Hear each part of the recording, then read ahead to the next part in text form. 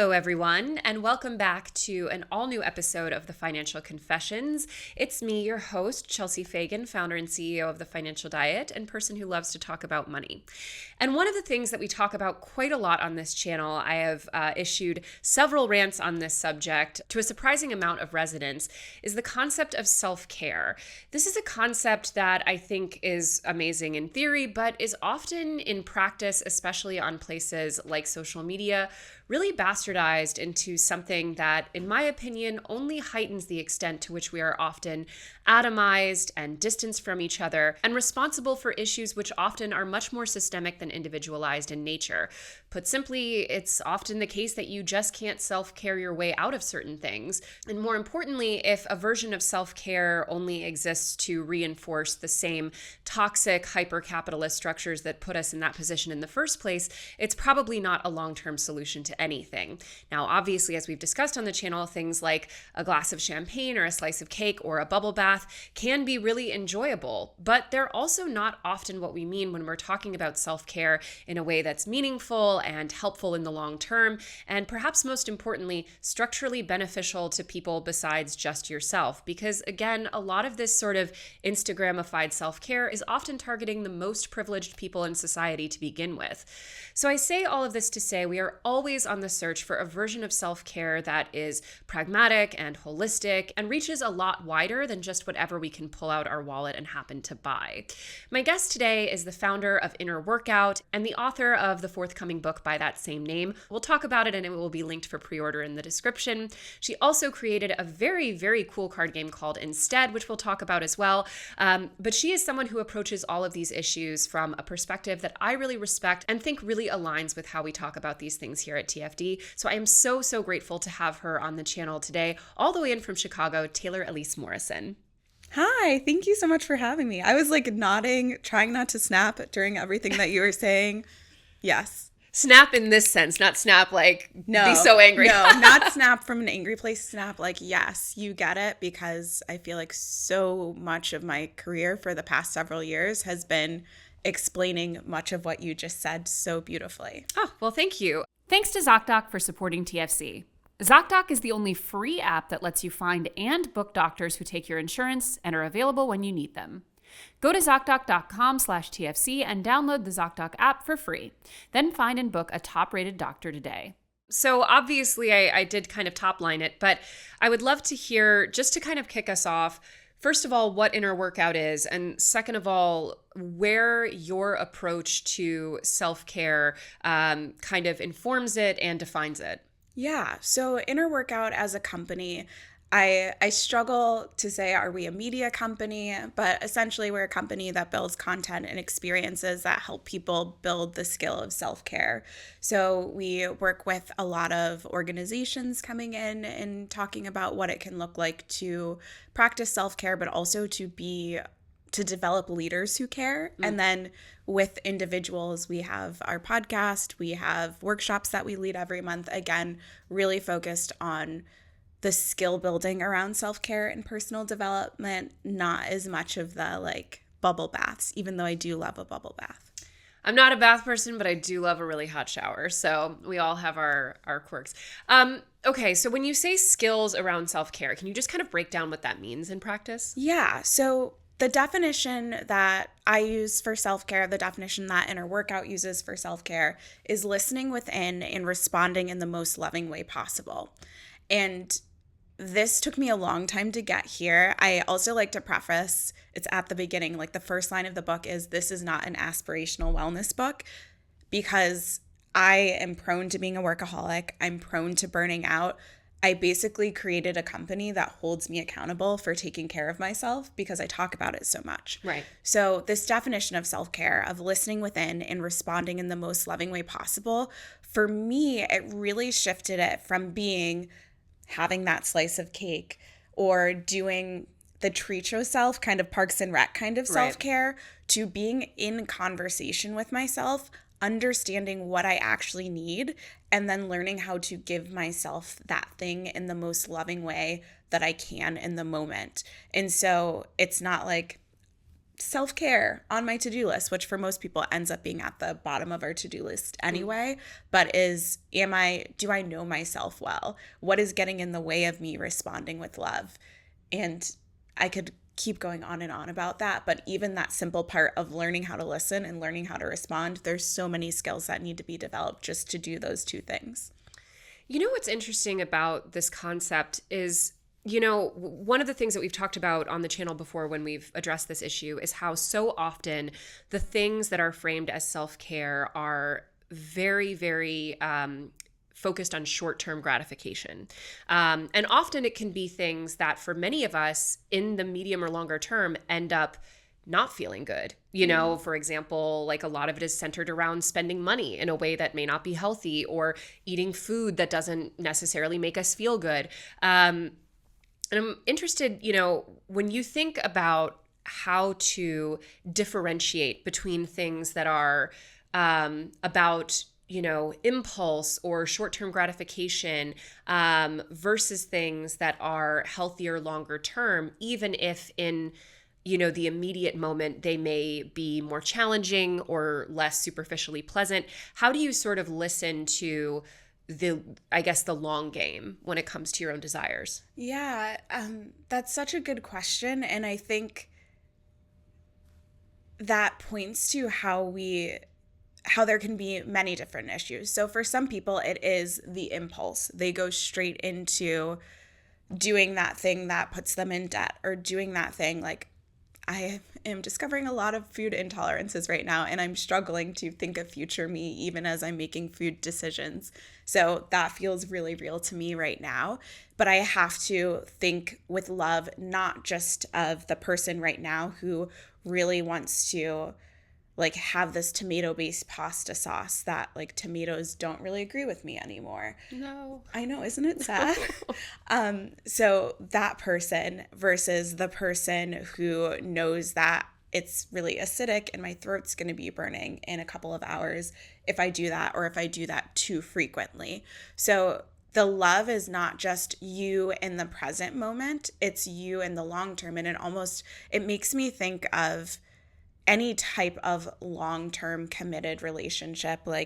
I'm married. I've been with my husband since high school, but I also have a tattoo on my leg with two of my best friends, and we're really committed to each other.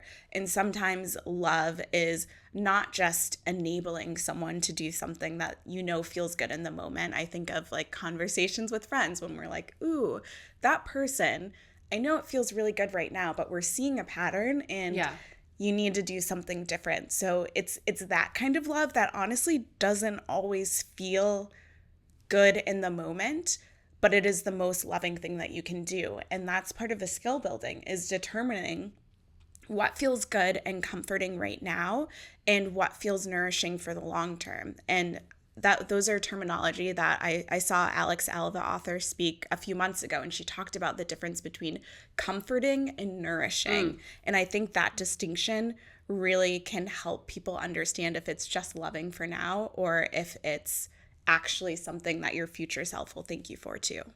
Well, and it's also, I do think that we're at a really weird place with, I think, therapy and mental health and self-work as a concept, because I think on the one hand, we are probably in a better place with it than our parents' generation, for example. So many of whom I think, most people would sort of look at a lot of boomers as they relate to their own mental health and trauma and experience. And you're like you probably could have benefited so much at different points throughout your life of, having some of these tools and thinking in these terms and seeing a therapist and so on. But then at the same time, when we think about the kind of messaging that we're often getting on places like social media, or when people will share insights from therapy or things like that, or even therapists themselves on social media, who I think, sometimes, for example, there can be ethical boundaries there, but overall it seems often that we're in a place of, not only inherently are a lot of the people who are able to access these things kind of inherently already in a much more privileged place financially and otherwise, but a lot of times I think what we're hearing is a narrative that is extremely self-oriented in a way that kind of doesn't necessarily come at the expense of others, but is often less interrogatory about what could we be doing better? What could we be doing differently? How could we be changing? Like, not necessarily am I the problem, although I think sometimes that's the case, but like you mentioned earlier with your friends, there are times in which the most loving things we can do is doesn't feel good to hear, including with ourselves. And I'd love to kind of talk about how you integrate into a practice of self-care, self-interrogation, and changes with yourself that may not be pleasant or may not even feel good to necessarily hear or think about. Yeah. Ooh, this is so good. So one of the concepts that we talk about at Inner Workout, it's also in the book, is this concept of a self-care support system.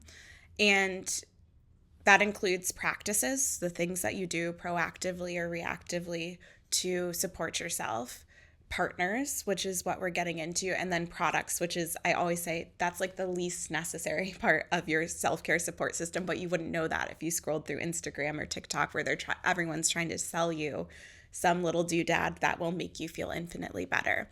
And so I believe really deeply that everyone is their own best expert. I cannot sit here. We could have a conversation. I could see patterns. I could mirror some things back to you, but like, you are the expert of your own experience. And also, it is so helpful to partner with people who have seen you for a long time. That's why I'm so close with these two friends specifically, because we met in our very first job out of college. So we met when we were baby adults all the way up until now, and we've just seen so much growth, but also patterns where it's like we have the tendency to do these things. It also could be partnering with someone who has subject matter expertise. So actually, before I started really ramping up for book launch stuff, I intentionally sought out a therapist. I hadn't been in therapy for a while, but I proactively sought out a therapist. I proactively started working with a coach, and I really, really doubled down in simple things like my primary care physician had left the practice and I never got a new one. And I got a new primary care physician. I was like, I'm going to need so much support. And I want to start this support like 6 months before I know it's really going to get busy, so that when stuff gets really real, these people already have some insight into me and can support me and can tell me the hard things. We're not like surface level anymore. So I think a lot of it is being in deep relationship with people, whether you're paying them because they're an expert or getting more vulnerable with the friends in your life, your partners, whoever it might be, to say, you can have that hard conversation with me. And if you're open to it, I'd love to have those hard conversations with you too. I think it's very hard to holistically care for yourself and to fully develop yourself in a vacuum. It's very true. And I think, one of the things that we're sort of circling around here is the concept of the people you have in your life. And I think a lot of people, we talk about it obviously from a financial perspective a lot, in terms of a lot of people are just not in healthy social situations financially. A lot of people don't this is a bit speculative, but it was certainly the case for me with certain friendships. And I think it's the case for a lot of people. There are a lot of friendships where, for example, from a financial perspective, if you are not able to spend up to a certain point, if you're not able to participate in certain things, that friendship would not be there or would not be the same.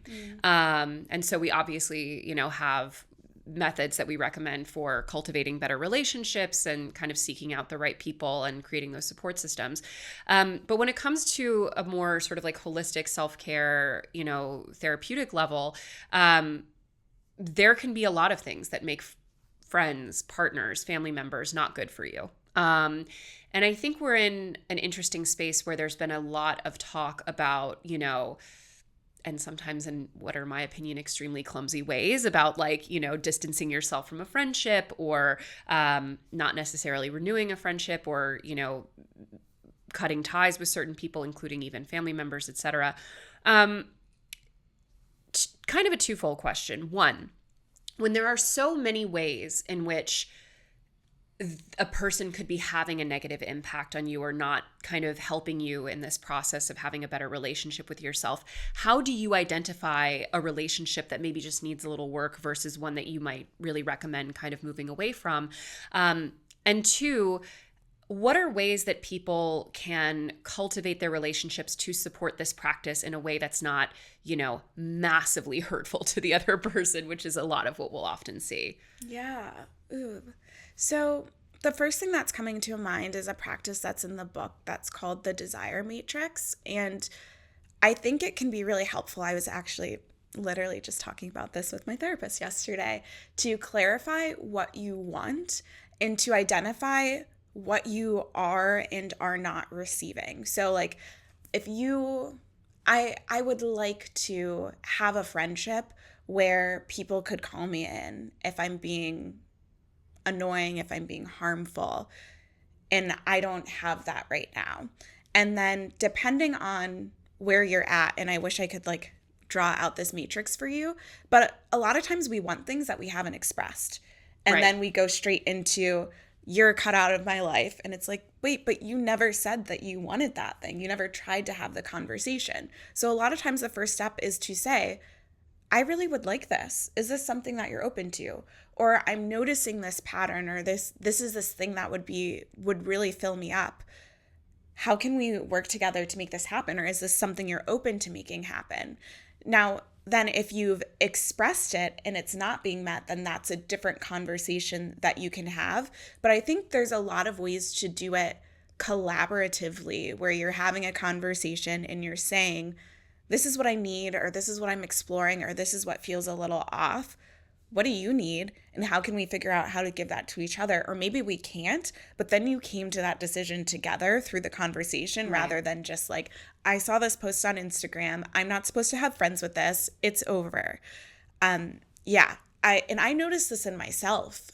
I think I have a tendency to not directly express what I want or what I need, and then to harbor resentment when those needs are not being met. And so it's constant work for me to take that first step, to have the conversation. And I would like to assume that I'm not the only person who struggles with that. So I would highly, highly encourage the first step to be to really clarify what you want, and then to figure out how you can have a conversation about that need being met and invite the other person to do the same. This is like, so I was literally like writing down some notes about this earlier today, because I wanted to talk about it, not necessarily in this conversation, although I think it's really perfect here. So for context, for those listening and watching, we're recording this the day before Valentine's Day. And I was thinking this morning about, because I was telling my husband, because I'm going to cook a nice dish tomorrow, and I gave him a small list of like, maybe you pick up a nice dessert, like here's some other things I would like, whatever.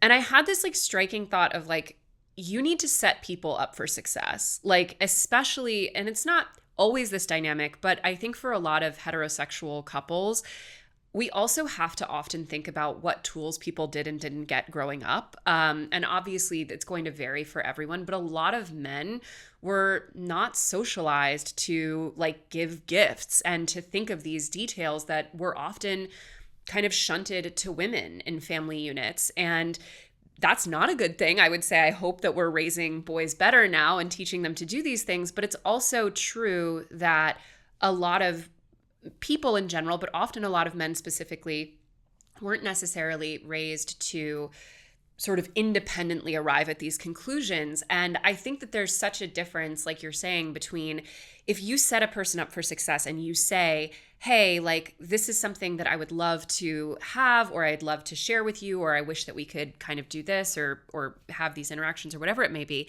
And then it's still not happening, or the person is ignoring that or not living up to it in whatever way. Okay, that's one thing. But if you've never expressed it, to then jump to not just the resentment, but also to kind of, in some ways, I think, create a story that a lot of people tend to do about this person sort of intentionally not doing it, or that meaning that they don't love you or what have you. I think it's a dynamic that a lot of people live through in almost all of their relationships and never really interrogate. Yeah. I mentioned before, I started dating my husband my senior year of high school. I thought I was just going to go to prom with him, then go to college. But Valentine's Day is our anniversary because that's when he Aw. asked me. He put a chocolate rose in my locker. And it's really interesting. We were long distance for half of our relationship. And I think that did a lot because my now husband would call me out. He was like, you got brainwashed by rom-coms and you thought that people were just supposed to read your mind, like the man in the rom-com just like reads the protagonist's mind. And I would get frustrated, like, how did you not know that I needed this thing or XYZ? But because we were long distance for so long, there's only so many assumptions that you can make when all you can do is talk and text on the phone. So we had to learn to be very explicit. And now seeing that even in our relationship, like we went somewhere over the weekend and we will have a talk before. We're both pretty introverted, but depending on the settings, I might feel more introverted if I'm with a group that's more his friends or vice versa. So we'll talk before and be like, okay, what are we thinking for how long we're going to stay here? Or after this thing ends, we were watching the Super Bowl yesterday. I would like to leave early because I know I have to get up and get on a flight tomorrow. And that level of like, this is what I need and this is what I'm expecting. I think it's so normal, but I find that when I'm talking to other people, they don't often express themselves that way, especially with their partner, but in many relationships. Well, I mean, it kind of brings us to an interesting point, which is the balancing act between things we do for others and things we do for ourselves and the time and energy that's kind of allocated to each. And I think one thing that I'm interested to hear your take on as someone who I think approaches these issues in a really smart way, there's a kind of delicate balance between the self-care that is sort of inherently and definitionally focused on the self and reclaiming time and redirecting energy toward yourself and your own needs. And then everything that we offer to the people in our lives. And on the one hand, especially women are often overburdened with giving to others and are socialized to normalize that, to expect that, to feel guilty or inadequate if they're not kind of overextending themselves to others. But on the other hand, there is a lot of really good data that shows that, the most profound satisfaction and well-being and happiness that we'll get in life is from doing things for others. So I'm really interested in your take in terms of kind of balancing on a day-to-day basis where you're directing your energy and resources, but also kind of developing an internal litmus test for, what things you're doing for others sort of purely in a not draining way, but in a way that really purely gives of you versus things that are creating that kind of cycle of both giving and receiving. Yeah. So we talk about this concept called the 5 dimensions of well-being, and that's actually the structure of the book. And I won't get into all of them, but what you're talking about would fall into the bliss dimension. And there's 3 subdimensions: connection to self, connection to community, and connection to something bigger. And what you're getting at is the connection to community and the connection to something bigger, which often has a lot of overlap. Something that in all of this, like I said from the beginning, all of this is something I'm continually working on, is what needs to be reciprocal and what does not need to be reciprocal. I think when I started this work, my thought was that every relationship needs to be even-steven, where I feel like I'm giving just as much as I'm receiving. And then when I was in a place where maybe I was being mentored or I was new to something, I'd feel uncomfortable because I'm like, I'm not giving them anything. And then when I was in situations where I was giving a lot, but I enjoyed giving a lot, I'd feel like, should I be getting something more here? Like, what is going on? So a lot of the work that I do, if I put it really simply, is it's like defining things, getting really clear on whether it's defining what you want in a relationship or defining, in this sense, what you're hoping, what exchange needs to happen or what exchange you would like to happen. And where I find we have the most issues, or I can speak from the I, where I have the most issues is when I'm in a place where I'm expecting it to be reciprocal, and it probably should be reciprocal, and it's not. It's Right. lopsided either way. So if you can hone in on, okay, I'm here. For example, I thought about this a lot with Inner Workout and how we did the business model. And for a long time, I felt like I was giving too much away, and I felt very exploited by this thing that I had built.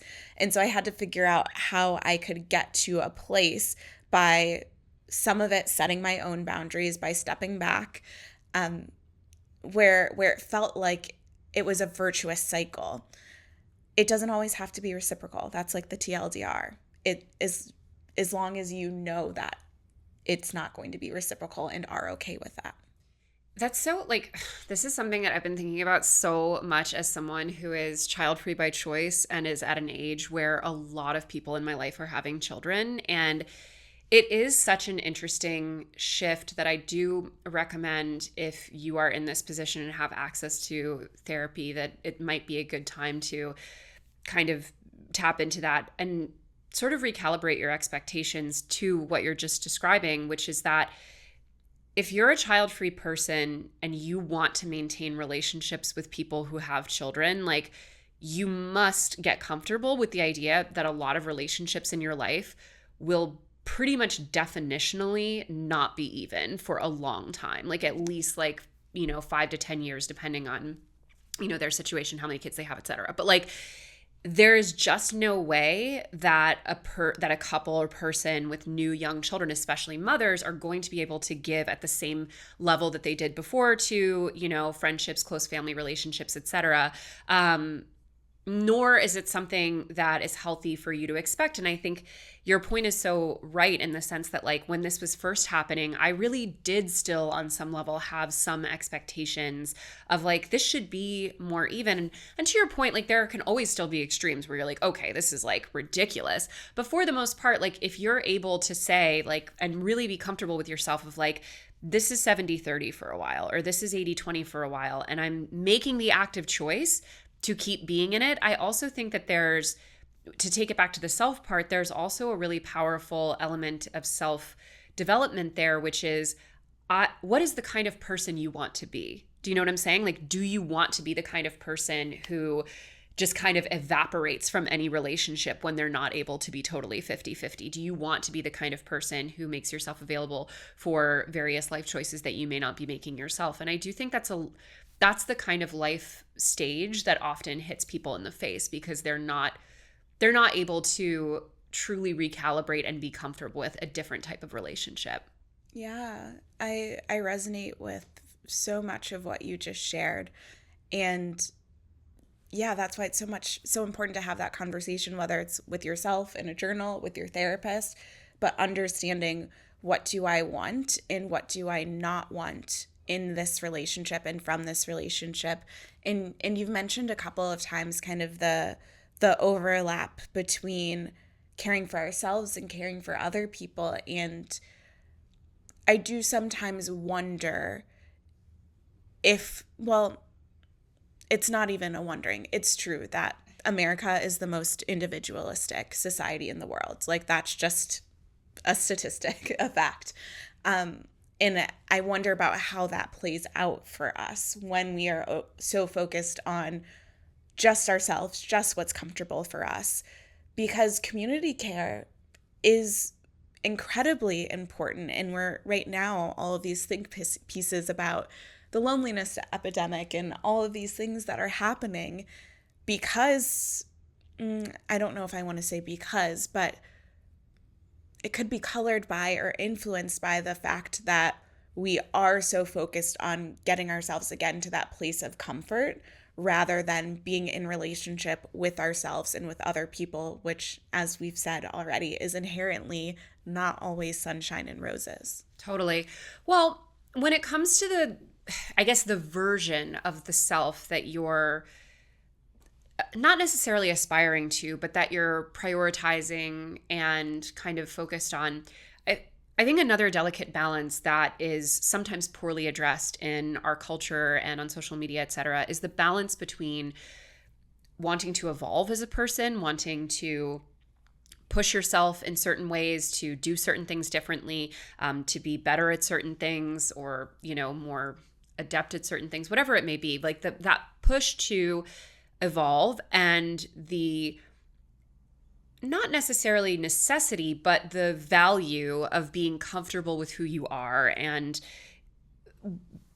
being comfortable with where you're at today on any number of fronts. And I think obviously there's value in both. There can be, a real level of empowerment in both. But, how do you personally strike the balance between, wanting to evolve in ways that are beneficial to you and the people you love and wanting to just be totally comfortable with who you are? Yeah.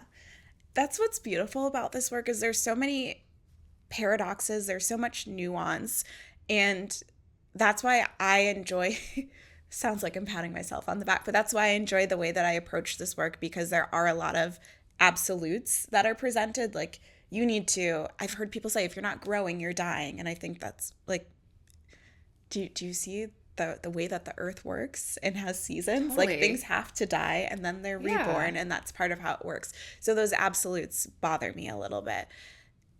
Anyway, back to what you were actually asking. Got on my soapbox for a second. No, I love that soapbox.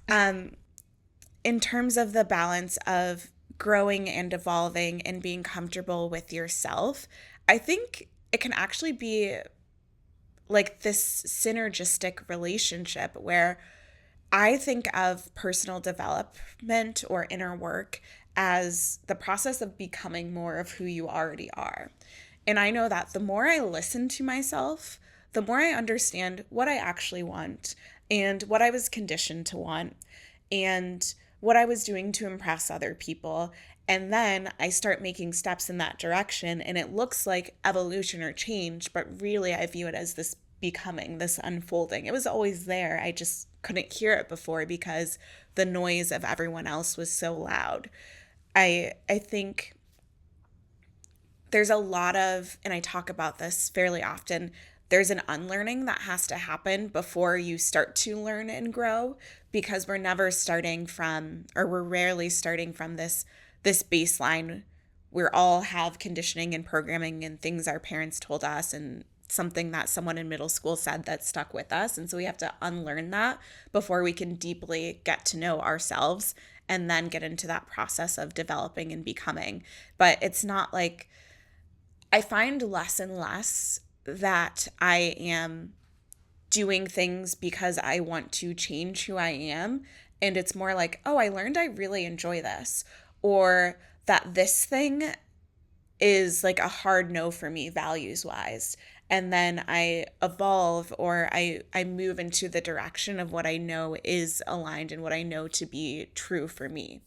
I want to take a quick pause and thank today's sponsor, ZocDoc.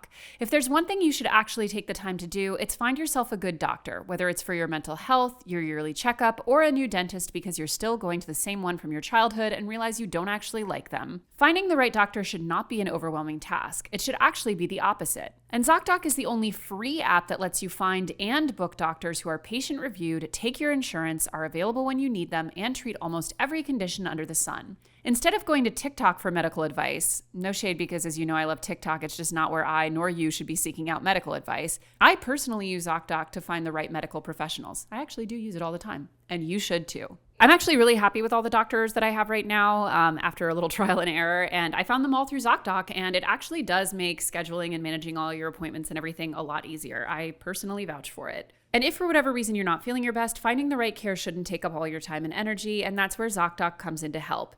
Using their free app that millions of users rely on, you can find the right doctor that meets your needs and fits your busy schedule. So go to ZocDoc.com/TFC and download the ZocDoc app for free. Then find and book a top-rated doctor today. Many are available within 24 hours. That's ZocDoc.com/TFC. ZocDoc.com/TFC. I'm really curious on your take on this particular issue, though, as like a subset of that issue, because one of my like all-time favorite expressions that I've mentioned a million times on here is what gets measured gets managed, which is like a very what? I mentioned that specifically in the book, but keep going. Oh, I love that. Hopefully not in a super negative way. I think it'll be interesting food for thought. Oh, I'm excited to read. But so all of that is to say, though, that like I am personally someone who I just recognize that I'm very motivated by quantifiable goals and what have you.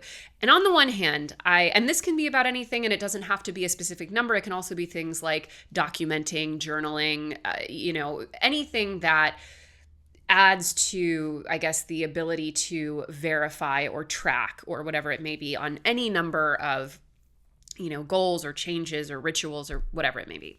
On the one hand, I really recognize that for a lot of people that can be restrictive. It can lead to, really unhealthy behaviors. It can be demoralizing, all of that. However, I also know for a lot of people, myself included, but I think to some extent this is probably true for most people, to not have quantifiable or verifiable, sort of aspects to anything that you're attempting can often result in like a constant moving of goalposts and an uncertainty about, where you stand on things.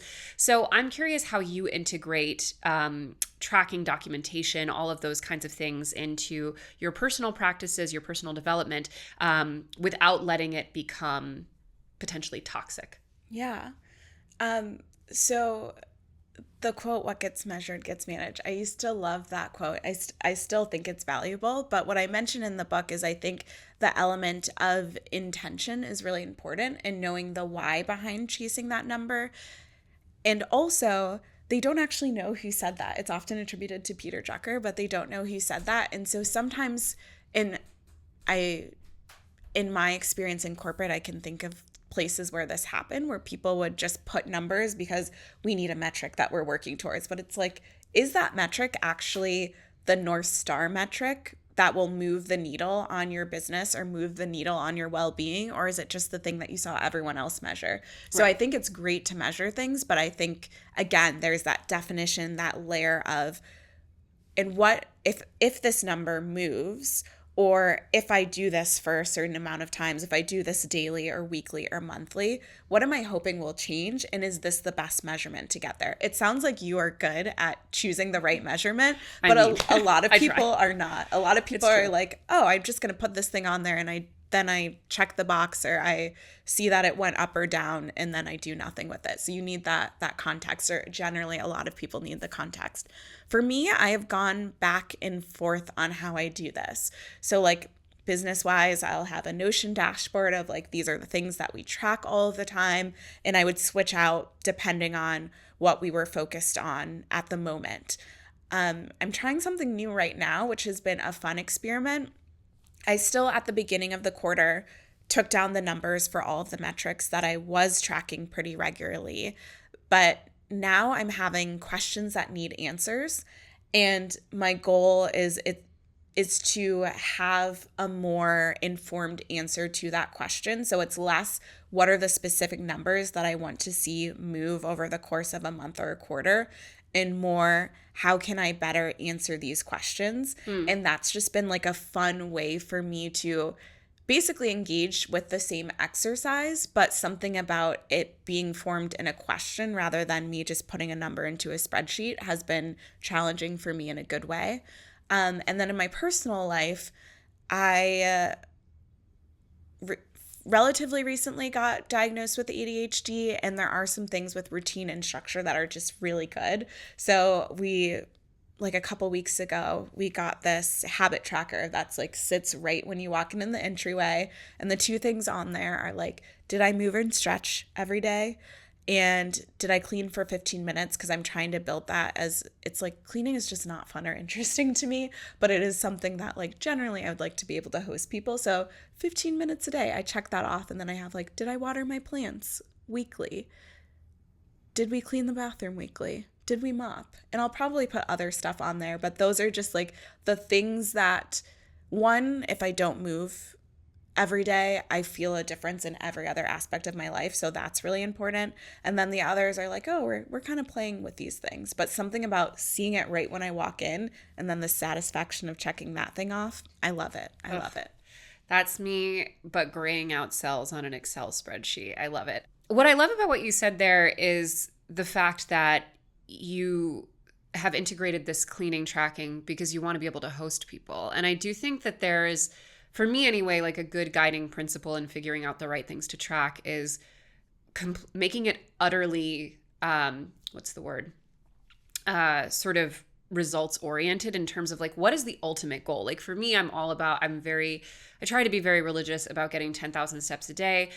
Well, it's just like an easy arbitrary number, but the goal of getting those steps is because I sleep infinitely better when I move that amount. And like, I'm pretty lazy when it comes to like going to like actual workout classes or something. And I like riding my bike, but it's like too cold in the winter. So point being, it's like, whatever is the path of least resistance to getting to what the goal is, which is like, I want better sleep. And I do think a lot of people often trip themselves up by making goals that are more process based, or they're sort of putting an inherent value in like, I want to be the type of person who does X, as opposed to I want to do X because this is what it allows me to do, or, because this is how it makes me feel.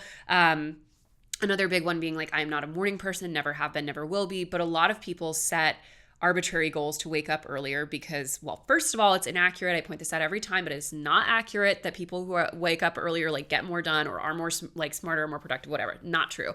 But there is a really heavy social association between certain habits and value. And I think a lot of people get really caught up with the sort of character implications of certain life choices that are totally decoupled from what's actually valuable to them or helps them live a better life.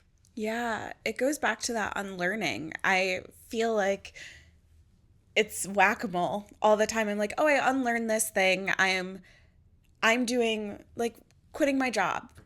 Didn't make sense to a lot of people, but I knew that was the right path. And for some people, because I quit my job and went into a part-time job, it's like, why isn't she just doing entrepreneurship all the way? And then for other people, it's like, she left this job with great benefits and like one of the few jobs that still has a pension. What is she doing? So like all of these people on both sides were kind of like, interesting choice. But I knew that was the right choice for me. But then I had all of this unlearning to do around, like, I was still starting work at 8 a.m. just because that's when I'd started work when I went into the office. And it was like, oh, actually, I don't have to do that. I am a morning person, but I typically don't start work until 10 a.m. because I like get up and I move and I meditate and I walk my dog and I do all of these like beautiful things.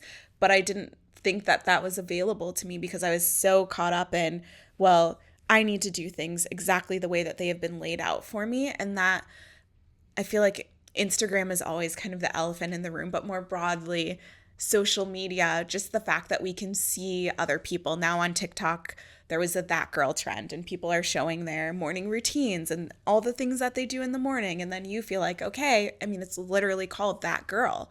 So if I want to be that girl, then I need to buy this water bottle and make my bed first thing in the morning and do all of these things. And my grocery shopping trip has to look aesthetic. There's so many expectations that are put on us when it's like, that's great. One of my favorite quotes is from Amy Poehler.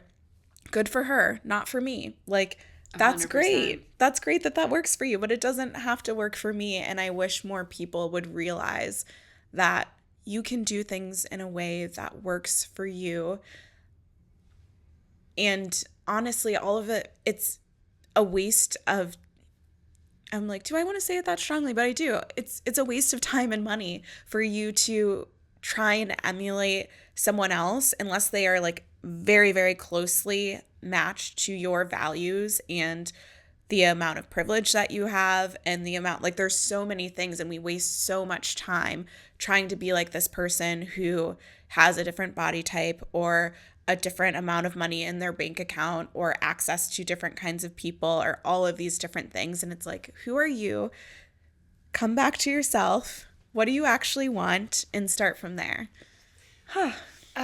So well said. I'm glad that I wasn't on TikTok in the era of that girl, but because, if there's one thing I don't have, it's an aspirational morning routine. But you know what's interesting is I totally feel very validated by your framing of that, because I'm like, I could truly watch a million of those and be like, not for me, thanks, bye. Like, and I do think that is also, one of the things I wanted to ask you about was, if we take it back to that kind of like results-based thinking in terms of like, what are the outcomes? Like, how am I feeling at the end of the day? What's actually making me happier or, making life easier, what have you?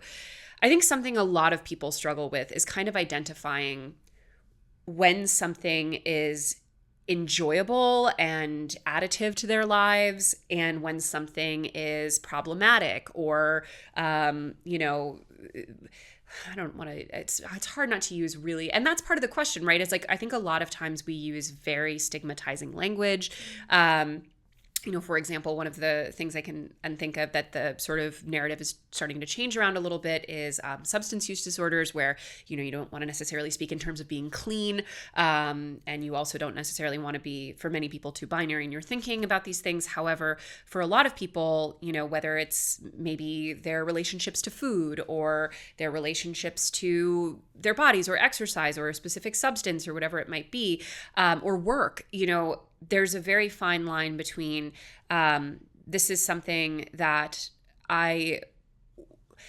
enjoying something and feeling okay about enjoying it, and knowing when that thing is no longer serving you, and sort of finding a balance between kind of really sort of stigmatizing yourself or being extremely kind of binary in how you approach these things, and finding ways of approaching them more healthily. So I'd just love to hear your thoughts on that subject.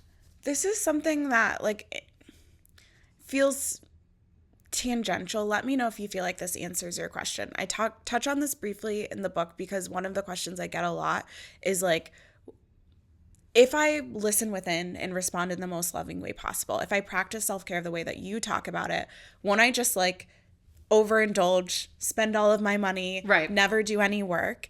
And the question that I always want to ask people is like, do you trust yourself? Do you trust yourself at this deep level where like you can be present in the moment of enjoying whatever it is that you enjoy, and know when you are satiated with that thing? And I think, and I can, again, speaking from the I, sometimes I don't trust myself. Sometimes I don't trust that I will be kind enough to give myself the opportunity to do this thing again, whether it's take time off from work or get a massage or whatever. And when there isn't that trust, then we tend to really push the limit instead of knowing there can be more. You can go back. It makes me think of like intuitive eating, being really, really present with whatever experience you're having in that moment. And how when you, I don't know if you've ever done an intuitive eating exercise, but like eating a Hershey chocolate. And if you are so present with eating that Hershey's Kiss, it is like the most satisfying thing, and it's this big, but you're just like so present and so joyful. I mean, if you like Hershey's Kisses, and it's this really sensory experience.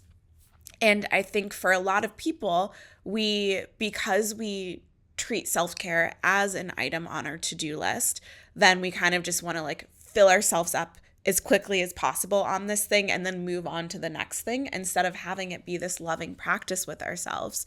So I think when you're figuring out any of these things, it's an experiment. And that's something that I think is important too.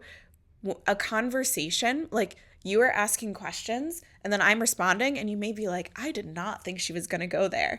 And then we like adjust and we come back. And it's the same thing when we're in conversation with ourselves, is it's this constant dance that we're doing and learning together. And sometimes people don't want to have that conversation. They want to just do the quick fix or the overdoing it because they don't know if they're going to give that to themselves again. And it takes showing yourself, like, we're in it for the long game. Like, me, we're in it for the long game, and we're going to learn how to be present with things. We're going to learn that, like, I will continue to be here for you and give you what you need, even as that thing may shift and change over the seasons. Like, I've had seasons when I've been completely sober from alcohol. I've had seasons when I'm, like, doing a lot of networking events, and I'll have, like, a drink at a networking event consecutively for, like, I don't know, if I have 3 networking events for a week, and I'll have a drink at all of them. Mm-hmm. Right now, I'm back to being, like, sober again. And that's just because of health things where I'm figuring out that alcohol doesn't agree with me. And I don't put a value judgment on that. Even when I was sober, I was like, I've never tried being sober before. This is interesting. Now I notice all of these ways where alcohol is centered. I never thought about this before. This is an interesting experiment.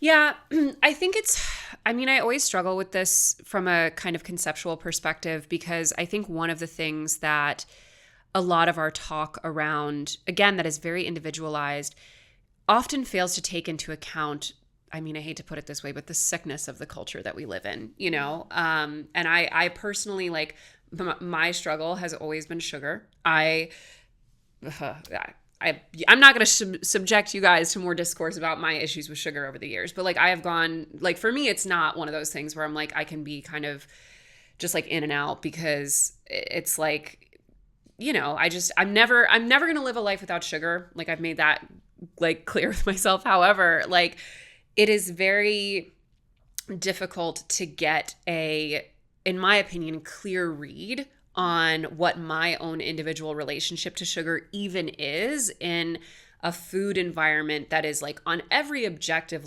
level, like trying to addict the American population to sugar. Like it is nigh impossible to avoid sugar, even in things that are not desserts.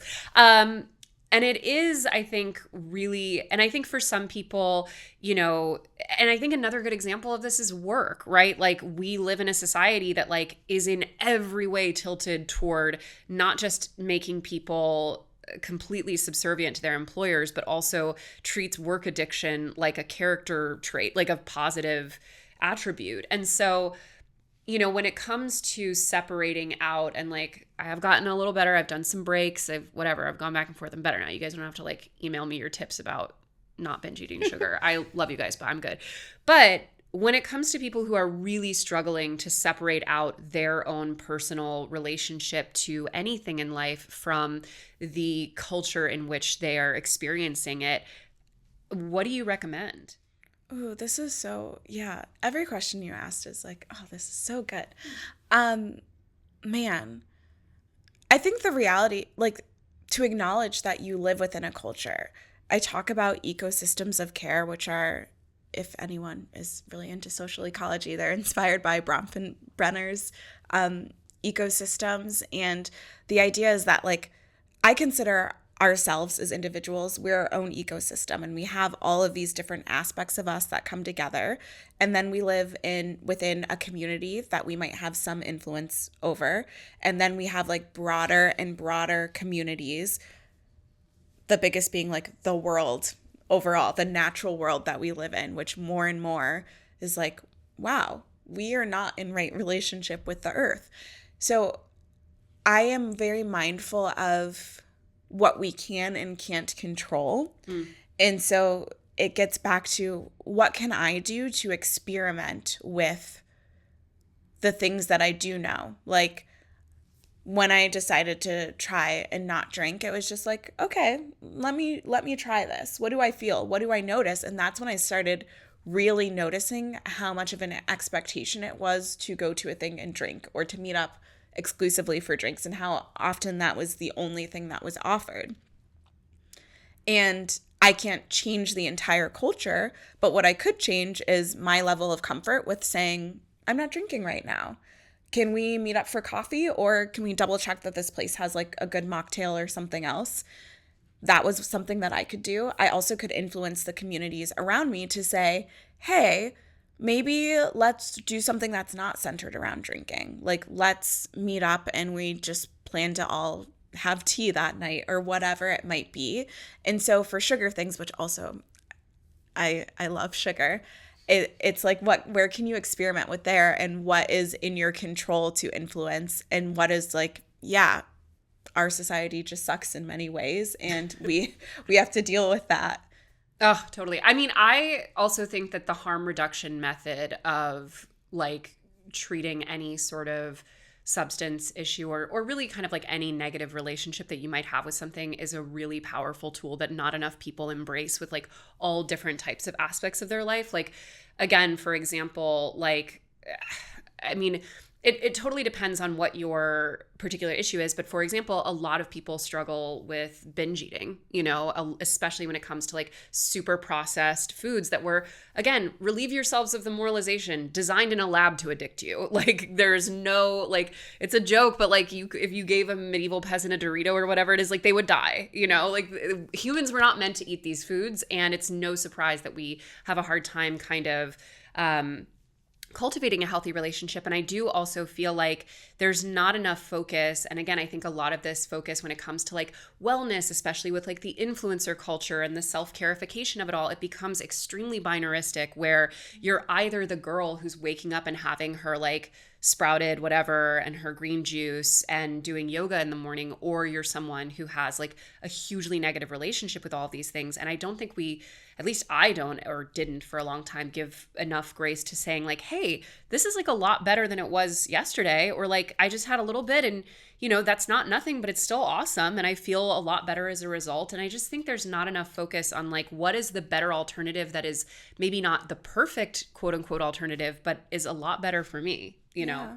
And that gets back to like, and responding in the most loving way possible, like possible. Maybe it is not possible for you to not, or for either of us, because I have had instances where I'm like, totally, I'm not going to do sugar. And then I'm like, you know what?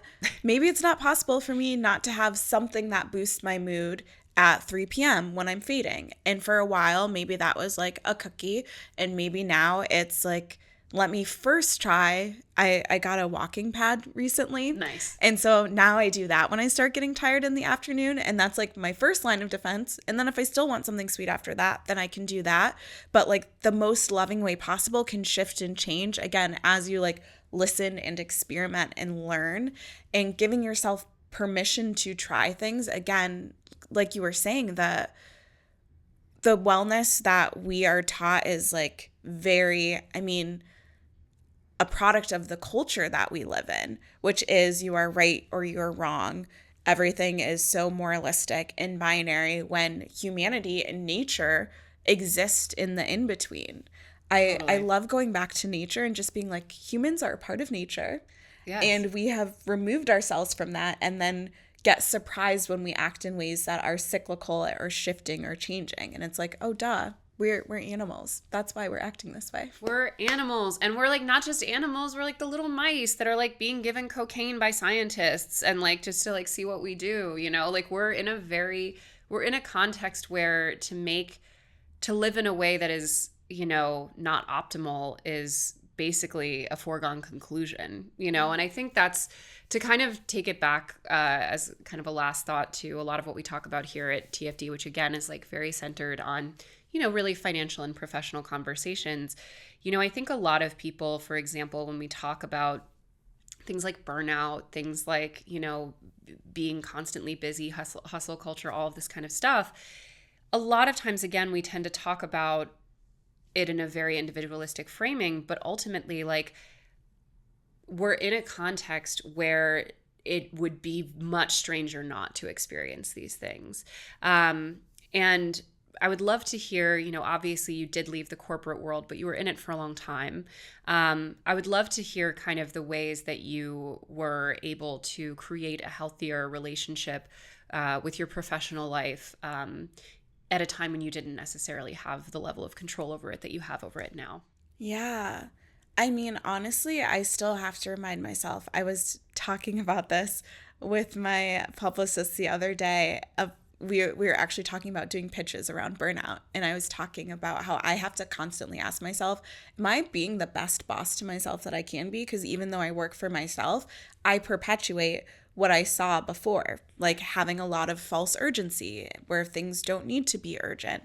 I think when I was in the workplace, honestly, I don't think I did if I could go back now and be in the workplace, I would show up very differently. At that time, I felt like, actually, I don't know if that's completely true. I'm thinking of a boss who would want to like drop everything because her manager mentioned that maybe he might like something at some point in the future. And it was like, I'll cancel my weekend plans and do this now. God. And that was not his expectation, but then that was the expectation that got passed down to us. And I did not take that on. I was like, okay, that sounds great. Let me know when you get done with all of that and we hear what he actually wants us to do, then I'll get to work. Obviously not in those words, but kind of seeing, they're going back in the terms of like this almost addiction that we can have to hustle. I could see that it was giving her meaning and I had to find meaning in other places. So back to the definition and the clarity, really understanding what is necessary for me to be successful in this role?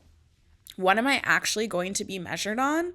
And then what do I want to get out of this? Like when I was in corporate, I started in a leadership development program, then I left and I joined a startup, and then I came back and I joined a startup owned by the original corporation that I worked at. And in every experience, I knew what I was trying to get out of it. I knew what experiences, what like I wanted to be able to say, I worked on this type of project. I wanted familiarity with this software. I wanted to get a certification, whatever it was. But I wanted to know, kind of back to the reciprocity, like these are the things I'm expected to give you.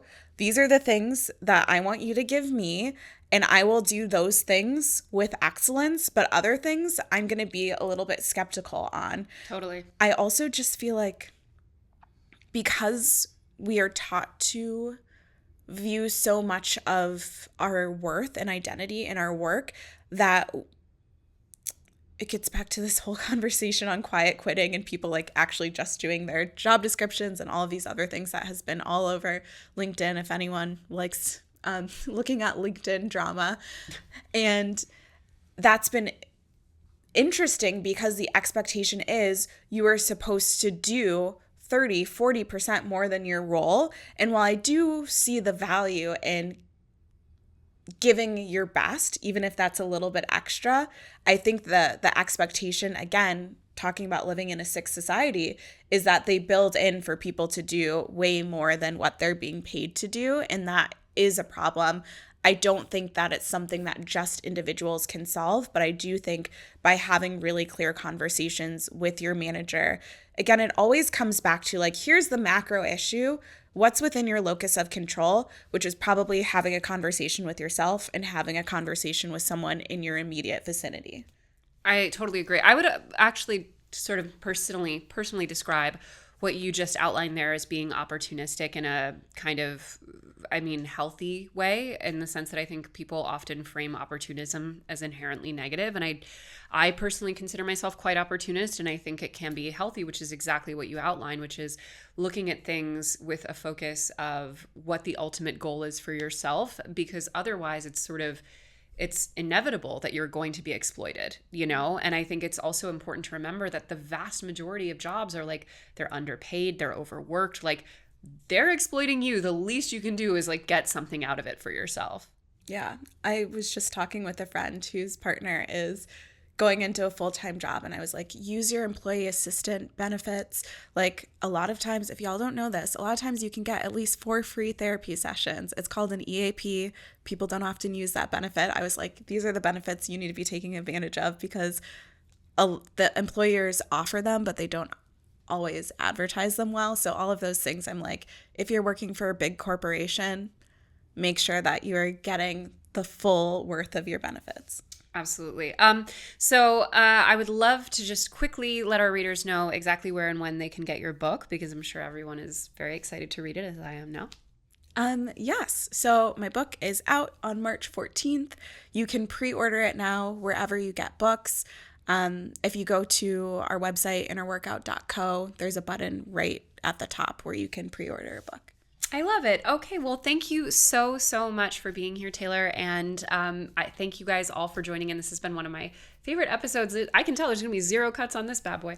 But thank you so much. And thank you all again for tuning in. And I will see you next week on an all new episode of The Financial Confessions. Bye.